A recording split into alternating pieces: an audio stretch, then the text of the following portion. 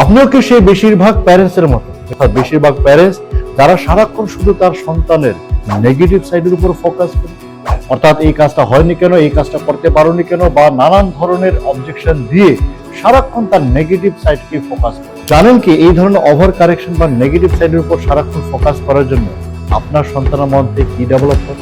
আপনার সন্তানের মধ্যে সেলফ ডাউট তৈরি হয়, নিজেকে ল্যাক অফ কনফিডেন্স তৈরি হয়। এবং তার চেয়ে বড় কথা হচ্ছে, আপনার সঙ্গে যে আপনার সন্তানের যে গুড বন্ডিং বা রিলেশনশিপ আছে, সেটা থেকে সে ধীরে ধীরে দূরে সরতে থাকে। তাই আমি বলি, সন্তানের নেগেটিভ সাইড নয়, বরং পজিটিভ সাইডের উপরে ফোকাস করে। পজিটিভ সাইড অর্থাৎ আজকের দিনে আপনার সন্তান হয়তো ছোট্ট একটা ভালো কাজ করেছে, সেই ছোট্ট একটা ভালো কাজের জন্য হলো তাকে অ্যাপ্রিসিয়েট করুন, তাকে প্রশংসা করুন। যদি আপনি সেটা করেন, তার মধ্যে সেলফ কনফিডেন্স তৈরি হবে, তার সেলফ ডাউট দূর হবে, এবং তার সঙ্গে আপনার যে কানেকশন এবং বন্ডিং আছে, সেটা অনেক বেশি মধুর এবং লাইফ লং হবে।